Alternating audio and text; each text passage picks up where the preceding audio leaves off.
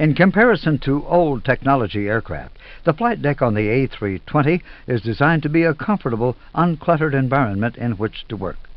By utilizing modern electronic display units, the presentation of information to the pilots has been improved.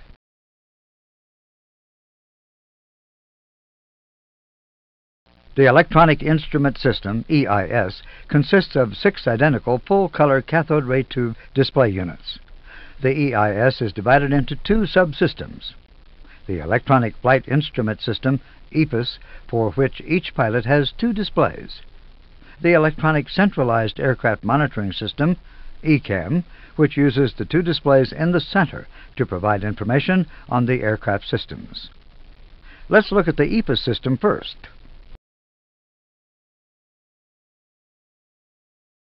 The 4 EFIS displays provide the pilots with flight data to help them operate the aircraft in a safe and efficient way. Flight parameters are displayed on primary flight displays, PFDs, while navigation data is displayed on navigation displays, NDs. Each pilot has an EFIS control panel to select what is displayed on the EFIS screens. The EFIS control panels are divided into 2 sections, one section associated with the PFD and the other with the ND.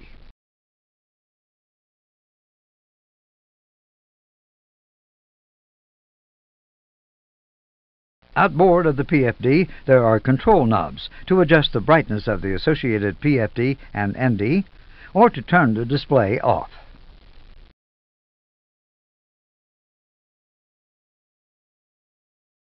A switch is provided to allow the information on the PFD and ND displays to be transferred.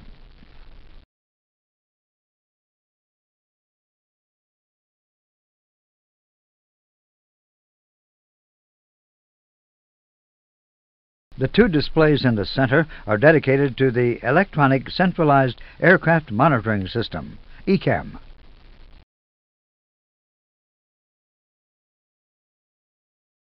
The upper ECAM display is known as the Engine Warning Display, E/WD. The lower ECAM display is known as the System Display, SD. It is on this screen that various aircraft system parameters can be viewed by the pilots. As an example, we will cycle through the system pages for you.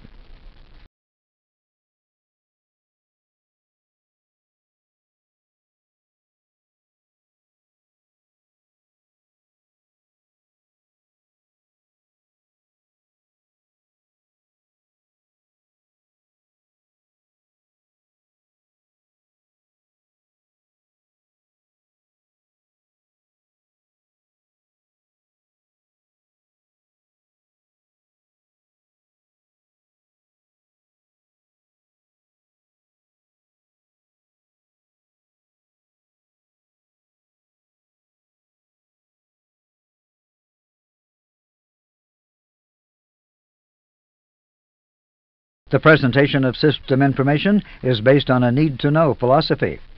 This means that only the system information relevant to the particular phase of flight is presented to the pilots. You will see this demonstrated in the normal and abnormal operation modules. Another philosophy that is used on the flight deck is the lights-out principle.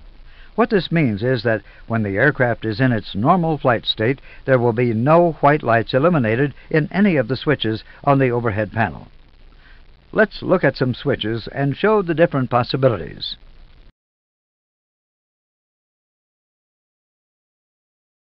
For the majority of the switches on the overhead panel, the push-button switch logic is normal operation configuration, no light showing, the lights-out philosophy. Abnormal condition, amber fault light. This assists identification of the switch associated with an abnormal condition. Non-lights-out switch position, white light.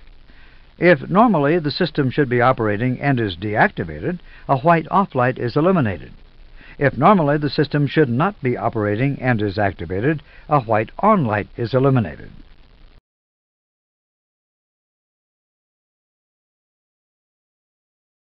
There are some switches on the overhead panel which are used on a temporary basis or may have an indication of their state.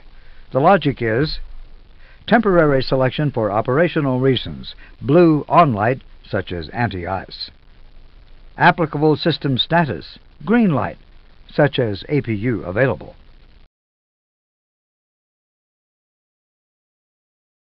Below the ECAM displays on the center pedestal is the ECAM control panel.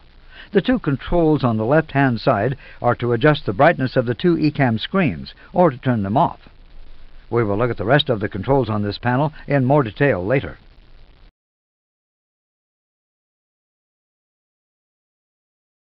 Just below the ECAM screens on the pedestal is a switching panel for use in abnormal situations to restore data to the EFIS and ECAM displays. In front of each pilot, there are two attention getters, a red master warning and an amber master caution. As a further means of getting the pilot's attention, there is a loudspeaker on each side of the cockpit for oral alerts and voice messages.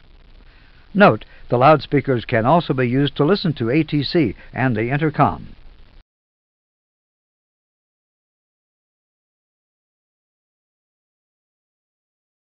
Now, let's go back to the EFIS system. For the EFIS displays, data from the Air Data and Inertial Reference System, ADIRS, plus navigation data from the Flight Management and Guidance System, FMGS, is fed directly to three Display Management Computers, DMCs.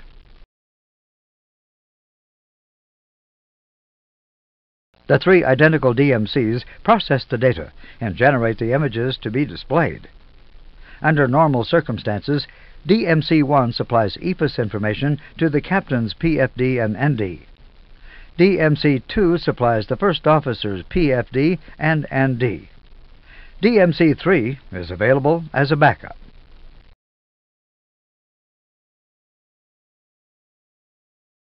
Now let's look at the other EIS subsystem, ECAM, and how the ECAM displays get their data. Sensors are fitted throughout the aircraft to monitor the various systems, including system controls operated on the flight deck.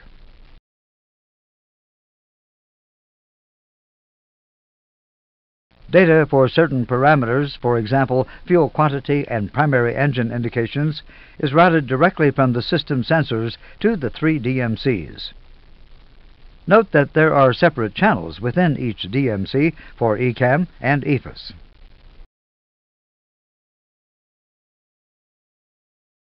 For a majority of the systems, the sensors supply data to two Systems Data Acquisition Concentrators, SDACs. The SDACs acquire system data, process it, and send system page data to the three DMCs.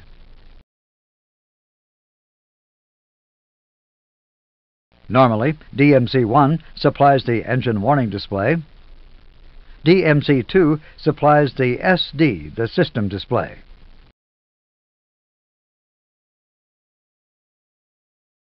Two identical flight warning computers, FWCs, receive data from the aircraft system sensors to generate red warnings, the SDAC to generate amber cautions.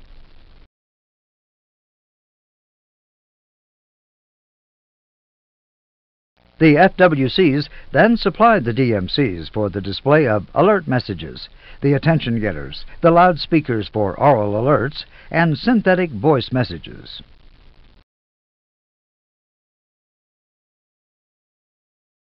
Speed, speed, speed. All the components shown can be collectively called the ECAM system. We will study the use of the ECAM system in a separate module.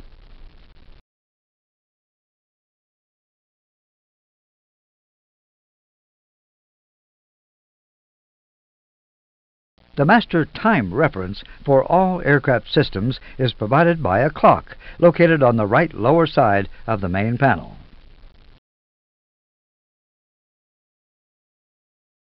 The time is also displayed at the bottom of the system display.